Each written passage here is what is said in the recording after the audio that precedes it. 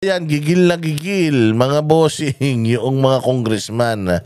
Pakinggan natin yung kanilang mga sasabihin kahit wala naman silang kwenta.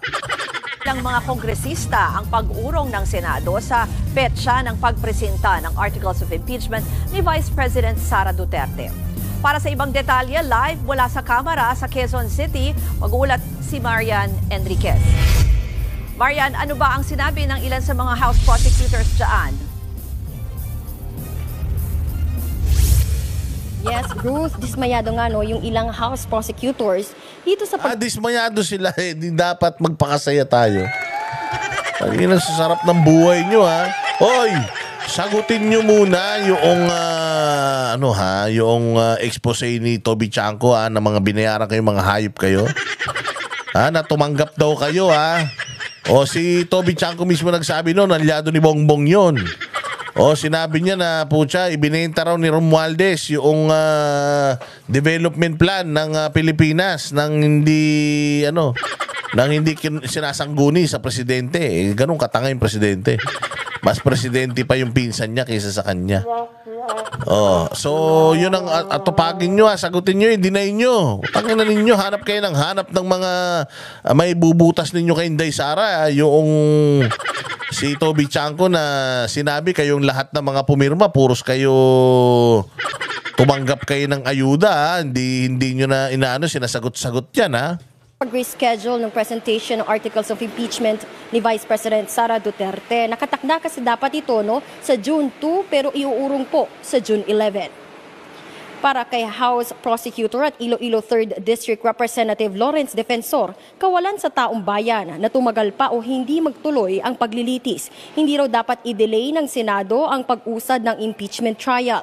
Ayon kay Defensor, dahil na-delay at inurong ang pagbasa ng Articles of Impeachment ni Duterte sa June 11, hindi makakapag-convene ng Senado bilang impeachment court sa June 12 dahil Independence Day o holiday.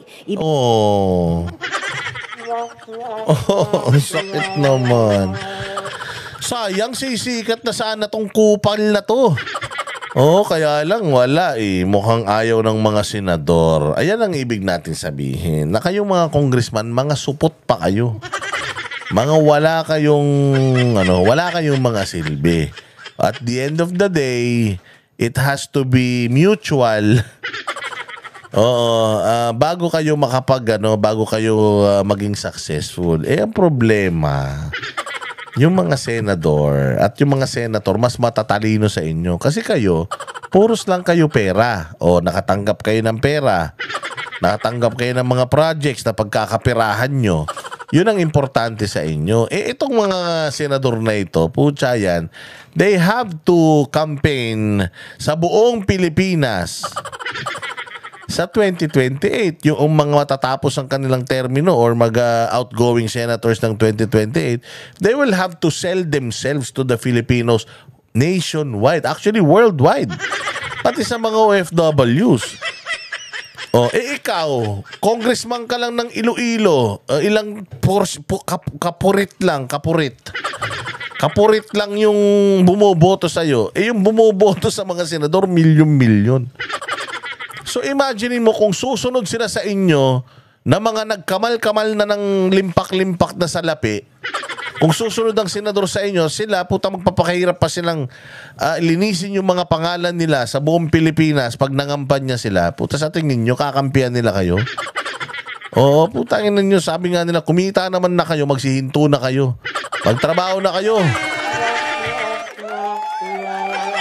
Sabi ng mga senador, tanginan nyo, kayo lang ang yumaman. Kayo lang ang yumaman tapos gusto nyo pati kami idamay sa katarantaduan nyo. Dahil na importante sa amin ang image namin. And the Dutertes are gonna be back in the power in 2028. So I'd rather be giving favors to the future presidents than you piece of shits. Kayong mga walang kwentang mga congressman na ibinoto lang ng kapurit na mga botante, numero ng botante sa Pilipinas, mga wala kayong silbi. Kayong mga bopols na Gusto nyo pa ding maging Speaker of the House si Martin Romualdez, samantalang 14% na lang ang tiwala ng taong bayan sa kanya. Representante kayo ng taong bayan tapos hindi nyo nire-reflect yung boses ng taong bayan sa Kongreso. Mga hinayo pa kayo. So ang gusto nyo magpapogi, gusto nyo sumikat, gusto nyo balang araw maging mga senador kayo? No. Wala na. Lahat kayo mga pumirma sa impeachment ni VP Sara, laglag kayo. Lahat kayong mga hindi umimik nung pinatapon si Pangulong Duterte sa ibang bansa. Lahat kayo mga wala nang aasahan sa bayang Pilipinas. Pwedeng dyan sa mga kakapiranggot na mga distrito ninyo na yan lang ang mga kaya ninyong bolahin, yan lang ang mga kaya ninyong budulin, pero ang buong bayang Pilipinas, sorry to tell you sir, hindi. Kaya sorry, Senate pa din talaga ang sakalam. Ibig sabihin, hindi makakapag-oath taking o panumpa. Kaya nga gusto nyo, di ba, magkaroon ng mag-isa na lang yung boto ng Senado at ng Kongreso. Ay putangin na yan. Katangan ng Senado pag pumayag sila doon. Doon sa, di ba, gusto nila mangyari, isa na lang ang boto ng Senado at ng Kongreso. Eh putya, 24 yung Senador, 300 kayo. Tapos gusto nyo, isa na lang ang boto nyo. Ano kayo, bali? Pa ang senator judges. Ang problema, mag-a-adjourn si DA ang 19th Congress sa June 13. Tanggap naman daw nila ang dahilan ni Senate President Cheese Escudero dahil tulad nga ng pagpapasapa ng mga nakabinbing priority bills at pagkumpirma ng nasa higit 200 presidential appointments. Pero sana ay hindi na maurong pa ng maurong ang schedule. Hindi raw ito makabubuti sa demokrasya ng bansa at hindi rin Lang di makakabuti sa demokrasya ng bansa yung ginawa ni Garcia. Yung panduruga sa eleksyon, yung irregularity sa eleksyon na hindi nila may paliwanag ng matino, yun ang pambababoy sa demokrasya. At saka yung gusto nyong ipatanggal yung isang sitting vice president na ibinoto ng 32 million, putangin na ninyo. Kayong Congress ang nang bababoy sa demokrasya. Binoto yan ng 32 million, gusto nyo tanggalin? Nang ganun-ganun na mga ulul kayo.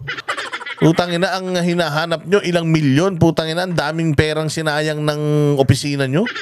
Ang daming perang sinasayang ni Bongbong Marcos, daming inuutang, wala namang project. Wala man build, putaragis yan. Tapos, ang daming inuutang, hindi nyo kayang scrutinize. Hindi nyo kayang investigahan. Anak ng tinapay kayo. Politika, dapat dito, tumigil na kayo sa kakapolitika, magtrabaho kayo. Tagagawa kayo ng batas, hindi kayo mga huwes, hindi kayo mga prosecutor, mga ulul kayo.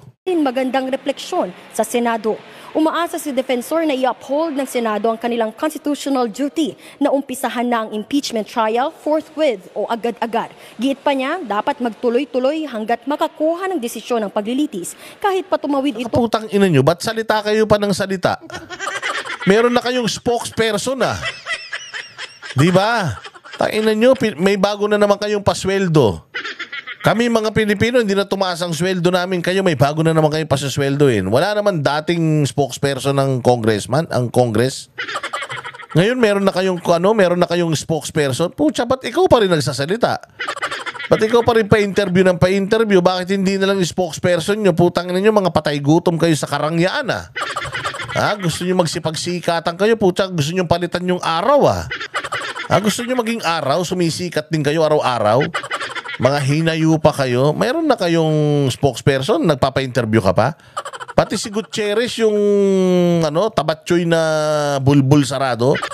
Panay pa ang pa-interview at bigay ng impormasyon tungkol sa yung mga na kikita daw niya, natutuklasan niya ng mga pangananggagon. May impeachment na, ba't di mo doon ipresenta? Kailangan mo pang ipakita sa media, ungas ka. Meron na kayong spokesperson, yung mga sasabihin nyo, tawagan nyo yung spokesperson nyo, laki-laki ng tiyan nun. Oy, hindi ka nga rito. Hindi ka na nga maganda eh. Lika, tapos ito gusto ko sabihin mo sa taong bayan, bilis, ganun. I-utilize nyo naman, pasweldo namin yan eh. Tapos hindi nyo ni-utilize, pa-interview pa kayo ng pa-interview. O dapat yun na lang magsasalita tungkol sa inyo, kaya nga may spokesperson kayo eh. Palibasa, lahat kayo gusto nyo magsipagsikatan, gusto nyo kayo lahat, mag-iartista. Ito mula 19th Congress hanggang 20th Congress base sa Senate rules o impeachment on impeachment. Nauna na ngang sinabi ni Congressman-elect Laila De Lima na pagtataksil sa justice system kung hindi matuloy ang impeachment trial ni VP Sara. Giit niya, dapat sundin ang proseso. Utangin na mo. Dapat ka nakakulong ka na ngayon eh. Ni-reverse na ng Court of Appeals yung desisyon sa'yo eh. Sabi ni Harry Roque, estudyante mo daw yung judge na nagdesisyon ng acquittal mo eh. Buwisit ka eh. Tapos ikaw pa yung may ganang magsasalita dyan. Walang hiya talaga oh. Mga kakampi talaga ng gobyerno. Puros mga may kaso. So, ano man ang opinyon ng mga tao at ng Pangulo at ni Pangulong Bongbong Marcos tungkol dito. Ruth, umaasa pa rin nga si House Deputy Majority Leader at La Union 1st District Representative Paul Ortega na talagang paninindigan na po. Ay, Ortega pala yun. Ano sinabi ko? Gutierrez. Ortega pala. Ortega. Gutierrez ako ng Gutierrez eh. Ano ba si Barry Gutierrez? Barry Gutierrez yung ni Lenny Robredo. Hindi si Barry Gutierrez. Si Ortega pala yung bulbul sarado. Yung ewan ko kung anong kinakain nun. Ba't naging ganun yun? Nito ng Senado, yung kanilang huling mensahe, yung kanilang huling liham po rito sa Kamara at hindi na po magde-delay pa muli. Yan muna ang latest dito sa Kamara. Ruth. Ayan, so yun ang huli. Mabuti nga sa inyo mga congressman kayo, hindi lahat makukuha ninyo. Hindi porket kayo may power of the purse, makukuha nyo lahat, no? Sorry, pero iba po ang political landscape ng Senado compared sa Congress. Na lahat kayo dyan, putang ina, kahit maglakad kayo sa Mega Mall, hindi kayo pagkakaguluhan. Hindi kayo kilala, hindi kayo importante, wala kayong bilang. Kahit mamatay kayo bukas, wala kaming pakialam. Pero itong mga senador na ito, they have an image, they have a face to save. meron silang mga reputation na kailangan nilang i-keep. And it's a kiss of death sa political career mo if you fight the Dutertes. Alam naman natin yan, si Bongbong Marcos nga, lame duck na eh. Diba? Ano na si Bongbong Marcos, parang presidenteng wala nang, alam mo siya na lang yung presidente na hindi na kinatutuwa ng tao. Para siyang yung prinsipe, di ba? Para siyang isang prinsipe o isang hari na inaantay na lang mamatay ng mga Pilipino para mapalitan siya ng successor niya. Wala na siyang kwenta, hindi na siya mahal, hindi na siya pinapansin, yung putyang ina, hindi na siya hinahanap, kasi wala na siyang silbi. Lame duck, in short. Ganon. So, kita mo, nangyari sa kanya, ginawa niya sa mga Duterte, ganyan, akala niya siguro lumubog ang mga Duterte. Hindi, lalo pa sumikat mga Duterte. Lalo pang minahal ng tao mga Duterte, hindi ba? Kaya ngayong ate niya, parang ng aso ni Inday Sara eh. Kulang na lagyan ng tali ni Inday sa liig. Tapos, turuan ng mga tricks. Di ba? Ganyan na. Ngayon ang wala na, hindi niyo na pwedeng matakasan ito. You may stay in power for the next 3 years. Pwede niyong asarin yung mga Pilipino, pero okay na, at least may content kami. At least meron kami nire-reaction ng mga kapalpakan nyo. Baka masyadong galingan nyo, mawalan na kami ng trabaho.